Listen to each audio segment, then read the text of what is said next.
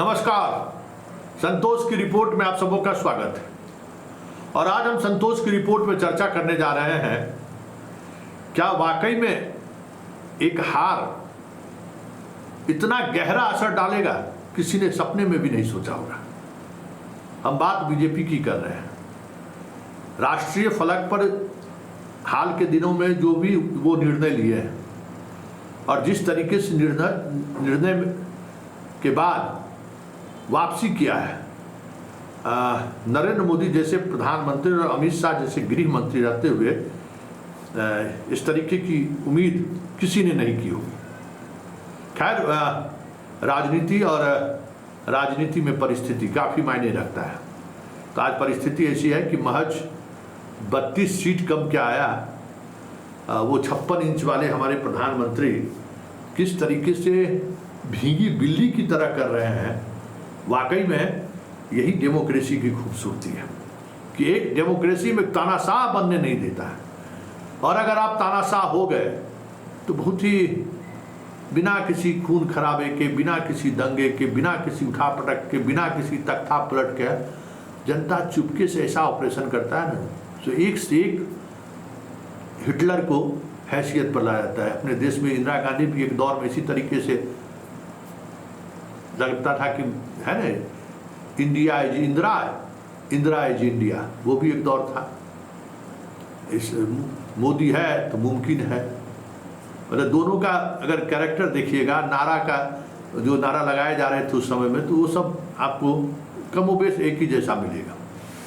मोदी है तो मुमकिन है। खैर, मोदी है तो मुमकिन है, इसके साथ हम चर्चा करने जा रहे हैं कि बिहार से आज राज्यसभा भेजने की, कह सकते हैं कि जो उठापटक चल रहा था कि कौन होगा कौन नहीं होगा, यहाँ से लोग सूची भेज रहे थे, RK सिंह का, ऋतुराज, मतलब बिहार बीजेपी व्याकुल था कि किसको भेजे, मंथन पर मंथन, मंथन पर मंथन, मतलब। और आज जब नाम की घोषणा हुई तो सब लोग हैरान रह गए कि क्या हो गया। किसी भी नहीं सोचा था कि भाई ऑल ओवर इंडिया के बार एसोसिएशन का अध्यक्ष 2 वर्ष के लिए राज्यसभा का सदस्य बनने आ रहा है, तो इससे बड़ा दुर्भाग्य और क्या हो सकता है इस देश के न्याय व्यवस्था का। तो बताइए, जो अब या फिर तो जो ऐसे ऐसे लोग वहाँ चुन के जा रहे हैं जिनको अपने मान सम्मान का भी ख्याल नहीं है कि भाई all over India association, bar association के जो चेयरमैन होंगे उनके लिए राज्यसभा सदस्य क्या मायने रखता है, वो भी 2 वर्ष के लिए। खैर, ये मतलब नहीं है। मेरा मतलब ये है कि बिहार में आखिर मनन मिश्रा और उपेंद्र कुशवाहा को राज्यसभा भेजकर क्या साधना चाहते हैं। दोनों प्रयोग 2024 के लोकसभा में फेल हुआ है। बक्सर से ये जनाब चुनाव लड़ने वाले थे, बक्सर के उम्मीदवार का क्या हाल हुआ आपको मालूम ही है, किस तरीके से हारे वो भी मालूम है। इनकी स्थिति तो और बुरी होती, क्योंकि आप बार एसोसिएशन के राष्ट्रीय अध्यक्ष अलग बात है, लेकिन चुनावी राजनीति में आना एक साफ डिफरेंट 90 डिग्री में चेंज है, क्योंकि सामाजिक तौर पर इनकी कोई बिहार में पहचान नहीं रही है। हाँ, ये अलग बात है कि 40 जो बीजेपी का स्टार प्रचारक थे, उस स्टार प्रचारक में मनन मिश्रा जी भी थे। अब पता नहीं बगहा बतिया में कांग्रेस का उम्मीदवार पंडित जी खड़ा था तो क्या कोई वोट दिलवा पाए, देखने वाली बात होगी। या फिर इनके कहने से कितने लोग वोट देने के लिए प्रभावित, कहाँ किस किस सभा में ये भाषण दिए, ये भी देखने वाली बात है। क्योंकि हम लोग स्टार प्रचारक की सूची में तो नाम हमने देखा, लेकिन मोदी के मंच पर या शाह के मंच पर कहीं दहाड़ते हुए दिखाई नहीं दिए। मतलब दहाड़े भी होंगे तो उस तरीके से नहीं दहाड़ते हुए दिखे जो लोगों के जेहन में आ गए। खैर, उनको राज्यसभा सदस्य भेजा गया है।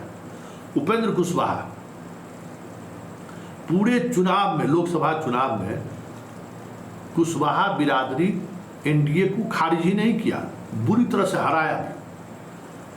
चाहे वो आरा का सीट हो, चाहे काराकाट का सीट हो, चाहे औरंगाबाद का सीट हो, और इन तीनों सीट पर उपेंद्र कुशवाहा पूरी ताकत लगाए, क्योंकि तीनों जगह उम्मीदवारों का यही डिमांड था कि भाई उपेंद्र कुशवाहा को कहिए वोट मांगने के लिए।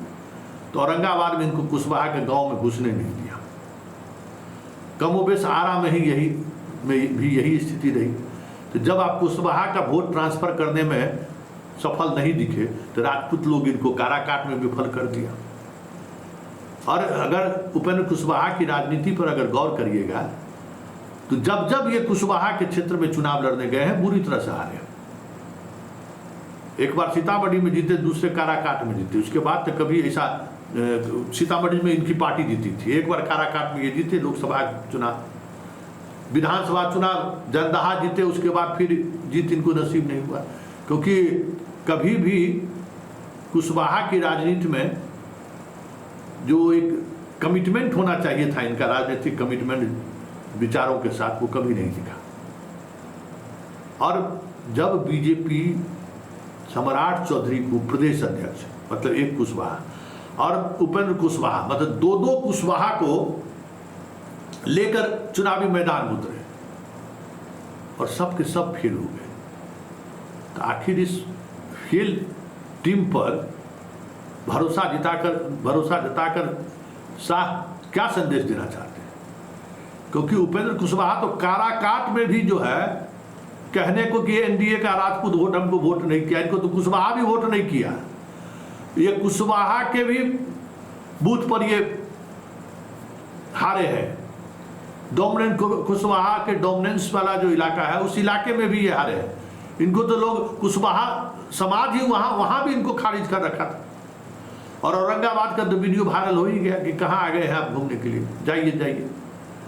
आखिर ऐसा व्यक्ति जो अपने जाति के वोट को भी एक साथ एक प्लेटफॉर्म पर लाने में सफल नहीं हो रहे हैं, ऐसे व्यक्ति को राज्यसभा में भेजकर बीजेपी क्या संदेश देना चाहती है? प्रदेश अध्यक्ष से तो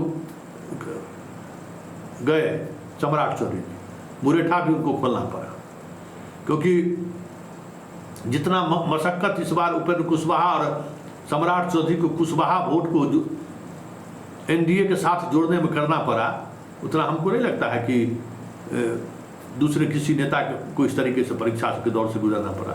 यह अलग बात है कि जहाँ नीतीश कुमार, फिर भी स्ट्राइक रेट सबसे बेहतर नीतीश कुमार का ही रहा। जहाँ उन्होंने कुशवाहा को लड़ाया वो जीता पूर्णिया छोड़कर, पूर्णिया में भी क्लोज फाइट दिया। तो ऐसे में ये सवाल उठना लाजमी है कि मनन मिश्रा और उपेंद्र कुशवाहा को भेजकर बीजेपी क्या संदेश देना चाहती है। और अब 11 महीने बाद 12 महीने बाद चुनाव है, 2025 में चुनाव है।